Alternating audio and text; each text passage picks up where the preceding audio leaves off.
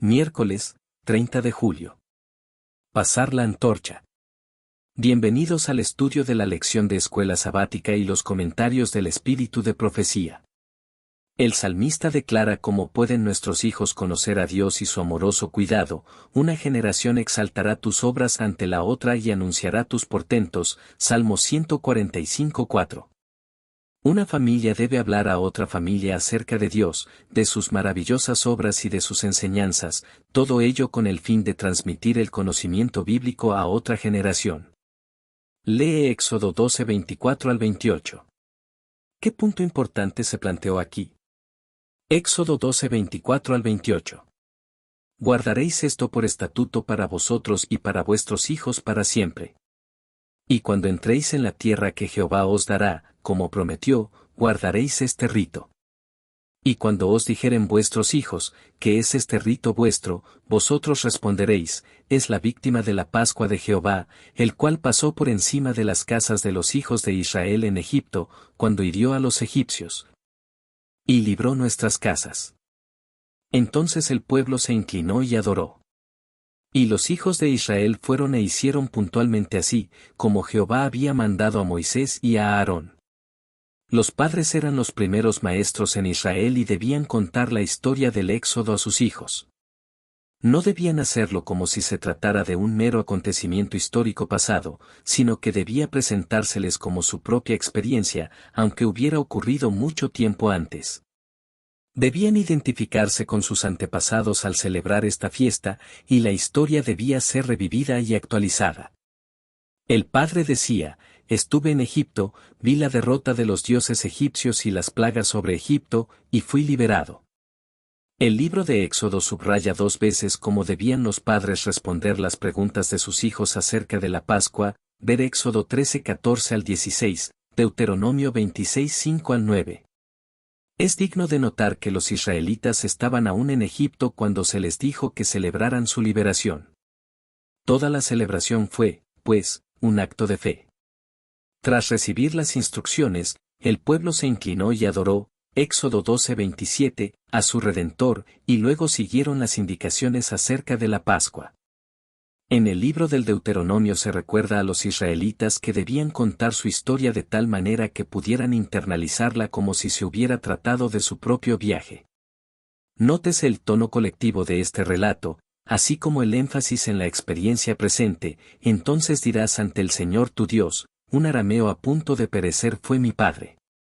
Descendió a Egipto con pocos hombres, habitó allí, y llegó a ser un pueblo grande y numeroso. Los egipcios nos maltrataron, nos afligieron y nos sometieron a dura servidumbre. Clamamos al Señor Dios de nuestros padres, y Él oyó nuestra voz, vio nuestra aflicción, nuestro trabajo y nuestra opresión.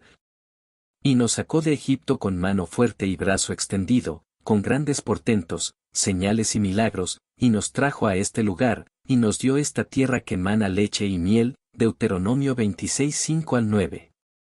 Además, cada vez que refirieran la historia de la Pascua, o cualquier acontecimiento de la historia sagrada, a sus hijos, los padres mismos recordarían lo que Dios había hecho por ellos y por el pueblo.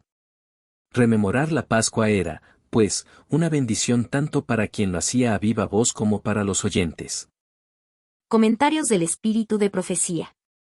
El Señor dio a Moisés instrucciones especiales para los hijos de Israel con respecto a lo que debían hacer para preservarse a sí mismos y a sus familias de la temible plaga que estaba a punto de enviar sobre los egipcios. Moisés también debía dar instrucciones a su pueblo con respecto a su salida de Egipto. En aquella noche, tan terrible para los egipcios y tan gloriosa para el pueblo de Dios, se instituyó el solemne rito de la Pascua. Por mandato divino, cada familia, sola o junta con otras, debía degollar un cordero o un macho cabrío, sin defecto, y con un manojo de hisopo untar el dintel y los 2 postes de sus casas con la sangre, como señal de que el ángel destructor, que llegaría a medianoche, no entrara en esa vivienda. Debían comer la carne asada, con hierbas amargas, por la noche, como dijo Moisés, ceñidos vuestros lomos, vuestro calzado en vuestros pies, y vuestro bordón en vuestra mano, y lo comeréis apresuradamente.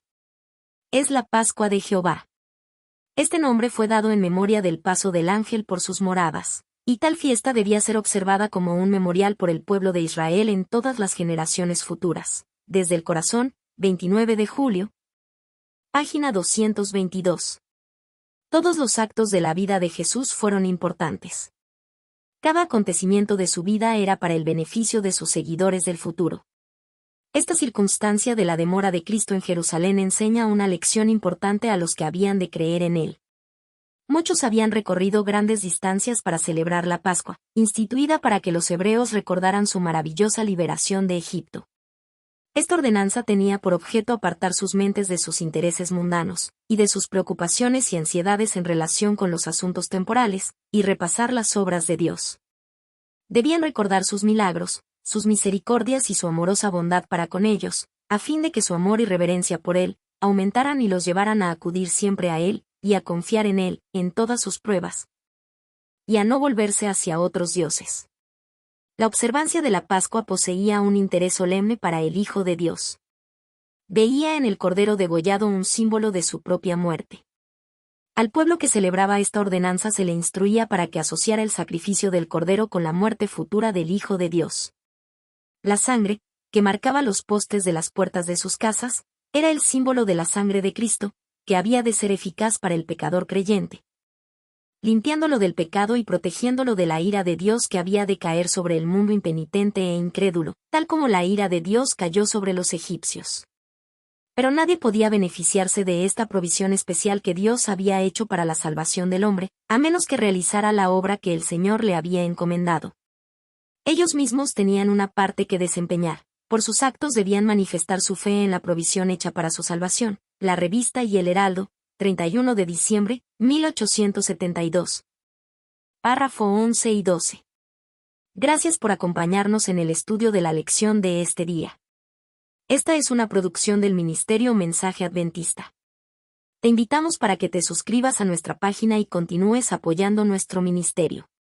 Comparte esta publicación para que el mensaje pueda llegar a más personas. Te deseamos un feliz día. Que Dios te bendiga.